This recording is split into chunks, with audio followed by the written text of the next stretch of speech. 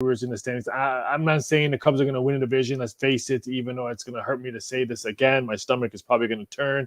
The Cardinals should win the division as long as they stay healthy. I see the Cardinals winning, but it would not shock me if the Cubs can sneak up and maybe grab that second place in that division, just because of how they played at the end of the year last year. No one talks about how well the Cubs played after the All-Star. We were talking about the Yankees did this and Yankees did that, and Houston Astros and all that, but everyone's forgot about how quietly the Cubs were just getting W's after W's after W's all towards the end of the season last year. I think Nico Horner, he doesn't have to worry about his contract now. He signed that 3-year deal. I know Ian Happ was hoping to get a contract signed, so we'll probably have to see what's going on. I kind of think the Cubs are probably going to maybe do the same thing what they did with Wilson Contreras. If the Cubs are, I don't want to say tanking, but if they're not doing anything, they can maybe dangle Ian Happ for some more prospects, pitching or whatever during the trade deadline. So I kind of understand that aspect, but it's all about, like I said, if they could get the momentum like they did last year towards the end of the season to carry over this year, they're going to be a tough out. Maybe after the first couple of months, because their schedule's pretty brutal. Beginning of the month, Seattle comes in town. Seattle up-and-coming team in the American League. Texas, they got better pitching. I still think Texas, the Rangers, their hitting still questionable, but I think they're at the beginning, if they can survive the month of April, because I think the Dodgers and the Padres, I want to say, end the month of April in Wrigley. If they can survive the month of April and maybe drink warm old style, not cold old style, because it's probably going to be really cold outside, I think it'll be okay. So how did you become a Cubs fan? Born and raised in Chicago. That's where I was born. I grew up watching WGN. I mean, so that was pretty much what I was born in. And so my quick story is what everyone was outside playing as a kid and stuff like that. I had I don't want to say a lot of illnesses, but I had trouble with the ticker, so I couldn't do a lot of play sports with my twin brother and all that stuff like that. So I would always be inside, because what time did the Cubs play back then? 1 o'clock. So it was the 1:20 game. I always knew at 1 o'clock I can always click on Steve Stone and Harry Carey and watch the Cubs and maybe not think about how come I'm not outside playing. And my mom always used to tell me, go outside, get some fresh air. You're never going to get paid when you're old enough to get paid to watch TV. So now I always stick it to her and say, hey, I get paid to watch was TV. She wrong? She tells that story to everybody. She's like, I used to scream at it. When I would get grounded as I was a kid, that would be my punishment. I couldn't watch sports, or I couldn't watch the Cubs, or I had to go outside. Everyone else would be punished. You have to stay inside. Mine was I had to go outside. Imagine how much better you'd be at your job if you didn't get punished. I know. So I could be a gazillionaire, but thanks a lot, Mom. So who's your favorite Cub of all time? Oh, but if you have a 23 on your jersey, for me, you're probably my favorite athlete. That's Ryan Sandberg and Michael Jordan. So those are probably my two closest fans of mine. So a big Ryan. So I was hoping he would be the head coach one day for the Chicago Cubs. There's still a chance. I mean, I don't think Ross is a very good manager. We coined the phrase last year, the Ross loss. He doesn't know how to manage the bullpen. He has no consistency with his lineups. He scares me. I mean, I get what you say that they can make the playoffs, but I almost feel like he could possibly manage them out of it, which is scary. Yeah, we have him, I think, 25-1 to be the first head coach fired of Major League Baseball. Of course, Dave Martinez for the Nationals' favorite, Shelton from the Pirates. I want to say Hinch from the Tigers, and David Bell from the Reds. I think those are two top four first head coach fired in baseball. Yeah, I mean, we coined the phrase last year, and I think I spoke about my disdain for his management style throughout the whole year. To me, you have to have a consistent lineup. I get you tinker with it a little bit at the beginning of the year, but come June, July, August, your lineup's your lineup. Your two-hitter's your two-hitter. He doesn't become an 8-hitter or 9-hitter and then a 3-hitter the next day. It's going to be interesting what they do with their lineup. Suzuki's out still with his oblique injury, so it's going to he's going to have to tinker around there. But, I mean, I like Gomez hit well last year. It surprised me with his bat and his skills behind the plate. I think that's why they really didn't care that they lost Contreras. You got Horner. Swanson scared me all preseason ball. He couldn't hit nothing. He looked like a Jabu out there from Major League. He couldn't hit a curveball to save his life.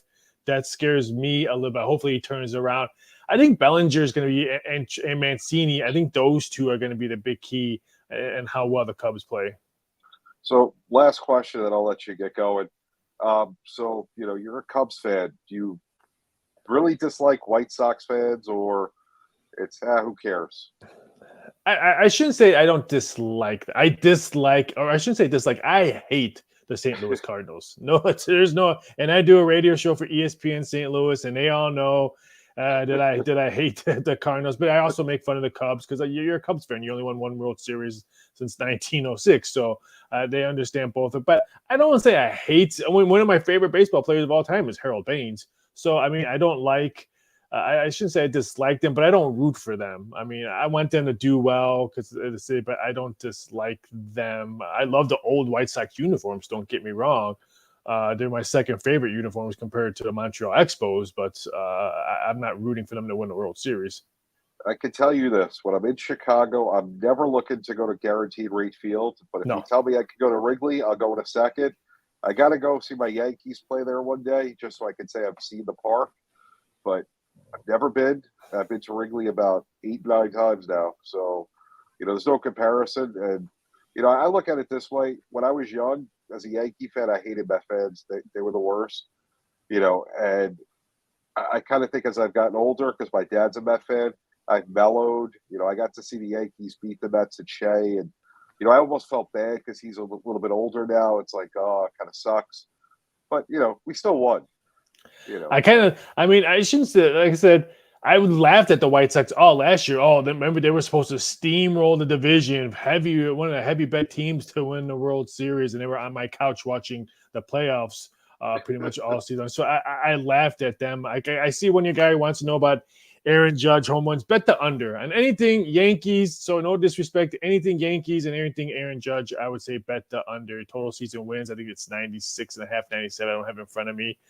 I think that's under. They're gonna have trouble with pitching. They already had trouble right now with pitching with people in the IL. Yeah. And I think last year was just special. I mean, I just don't think the captain's gonna have another match go a year. He's probably gonna have some kind of an injury. He was healthy all last year. That's why he had a monster season. He got the monster contract. It's not gonna be good.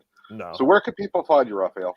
You can find me on Twitter at VSI.sports. You can find me on Instagram at Raphael Sparza. You can find all my crazy betting odds that I do over at youcanbetthat.com. You can also find me over at Doc Sports. It looks like you can find me here with you on Mondays and Tuesdays most of the time as well. Well, Raphael, we appreciate you coming on. Enjoy opening day. We'll talk to you next week.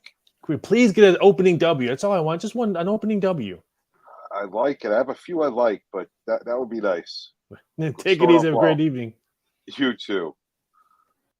All right, so next, you know what time it is. Dub, Mr. Ubbs is coming in. I am so glad to see that you have a shirt on because I keep thinking you're like our Ted Williams where you have a floating head. Just it's a floating head talking to us. Yes, I've been cryogenically created. No. I wanted to say this before we go into that subject here. The White Sox fans are so goofy. They were going to steamroll the division. When the best number that they had was 72 wins, the White Sox fans were automatically saying Rick Hahn was going to be the greatest GM of Chicago history, even though Stan Bowman has 3 Stanley Cups. And it's like they just do stupid, goofy things to raise everything up so they can flatten somebody when it's gone. They have this great guy who could be manager, and they don't hire him. And he was manager before. You talking about Ozzie Guillen. Ozzie, yeah. People don't like him because he's fiery. I'll say there's probably a twinge of, racism underlying that people don't realize maybe that they're a little bit racist, because he doesn't speak clear English. Guy's a great guy. He's fun. He gave me the finger when I was in my 20s at Yankee Stadium. He has a personality. His son is a great guy. We've had him on the show. And he knows how to manage baseball. He knows the game. Make him the manager. That team would win. People like to play for him. Yes, he's fiery. He's he's Ozzie. There's people get triggered too easy and they need to stop. Listen, that's the guy that should be managing that team. That's all I'm going to say on the White Sox. This is a Cubs show. The White Sox aren't going anywhere. The team that's on the way up is our Cubbies. We're making the playoffs. Raphael said so. Yeah. Anybody knows sports and odds, we're going to go with Raphael. Let's see what Raphael thinks about. Let's see what Raphael thinks about the Milwaukee in third place. If that happens, Bernie Mac's going to come back to life. Well, he did say that last night. He said Milwaukee was coming in third. It's St. Louis, us, and then Milwaukee. Yeah, it can be either way. But hey, either way, as far as the opening day tomorrow, Corbin Burns. He was tremendous as Roger Dorn. Oh, not that guy. But no, still, it's like no. But the biggest thing about it is I wonder about. Before we bring up this here, I wonder about the first month just because there is this very first game is going to be it's going to be Marcus Stroman. Then after that, they're trying to figure out the lineups. That first month it's like the first month, like 6 weeks without Kyle Hendricks is going to be tough. It's going to be absolutely tough to figure the lineups and everything like that. So I'm hoping they get out of it at 500. We'll figure it from there. And I'm not worried about Dansby at all, because as long as you get that out of your way in preseason, you're fine. The good thing is if we're bad, we got the pitch clock. We get out of there early. If we're good, we're good. So we got the pitch clock and we're early, so then we have more time to celebrate when we win. Exactly. So either way, it's a plus.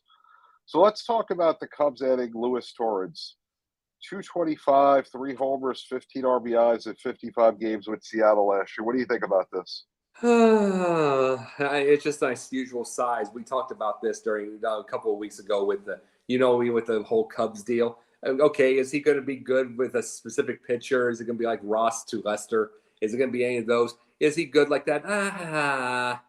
Who knows? But it's like, again, it's that hitter. We talked about this. There's just not a lot of good hitting catchers anymore. So the 3 homers, 15 RBIs, it's like this looks like you have a catcher and partial pinch hitter. Yeah, the whole catcher thing is they don't hit anymore. The days of catchers that hit are gone. I know. It stinks too. I don't get it. I think it ended with Yachty. Yeah, pretty much. It's probably one of the last ones. What do we got next on deck from our producer, who's making us look really good tonight as usual? Behind the scenes, Denzel Snipes, the #1 producer at Sideline Sports, president of production for Sideline Sports. He's acting every bit like it. Next, we got Nico Horner gets his 3-year, $35 million deal to stay with the Cubs. What do you think about Nico? Well, something I would have liked personally myself, if I was told you that I would have liked to have had a bigger name, bigger somebody, kind of a splash. But if you got Dansby, Nico's fine. Nico will work out. He had a good hitting year last year, and he was good. I don't know about really overall. It's not exceptionally a splash, but by itself, if he can continue be a consistent hitter and can be consistent as a shortstop, it's a good little deal. It's a nice little deal. And yes, wasn't necessarily tremendous, especially that slider. So that's going to be really nice. But no, if all they need in that middle, I would have loved the splash, but all you need in the middle is in the right in the middle, and all you need in that lineup is just consistency, because they've got some players. They picked up some players on that by itself. We're going to be figuring out if Bellinger can do anything. We're going to be figuring out if Dansby figured out, because he had a 1 home run this spring. He finally got it. So we're going to see if that got him hot and if he figures it out. So all you need really is consistency from that end. Yeah, I like the move. I think Nico deserved the 3-year deal. I want to see how he does, but I don't think it was a very expensive deal, and he was solid last year. Worth doing. Where are we going next, Mr. Producer? You're earning your money, producer? Okay. All right. The Hot Cub Time Machine, my favorite segment of the show. Besides this Cubs for you, of course. Yes. But we don't have the season going yet, so that'll be next week.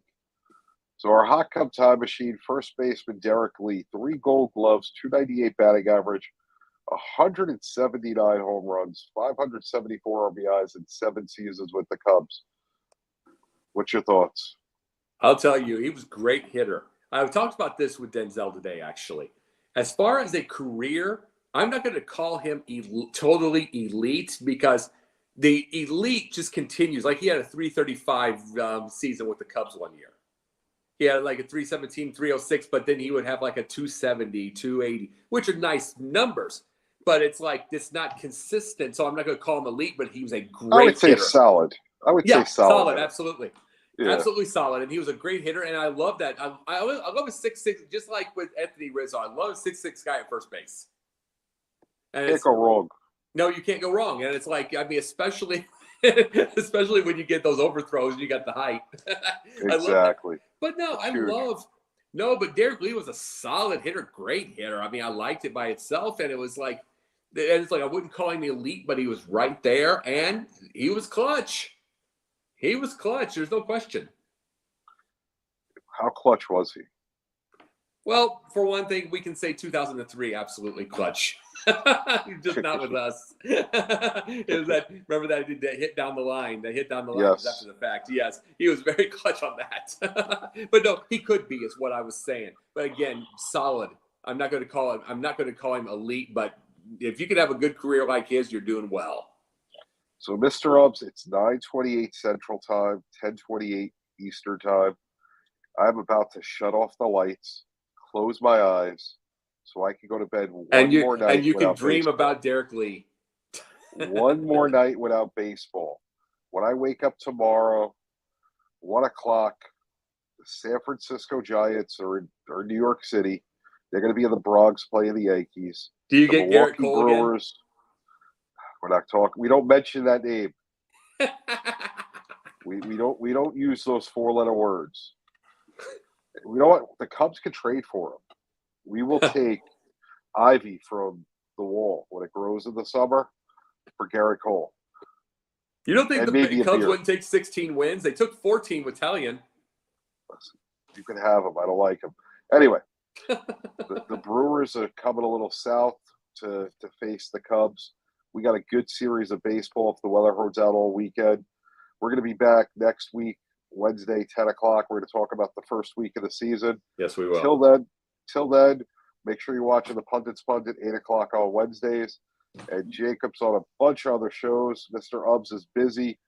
Mr. Producer, take us out of here. We got baseball tomorrow. Let's get going. Mr.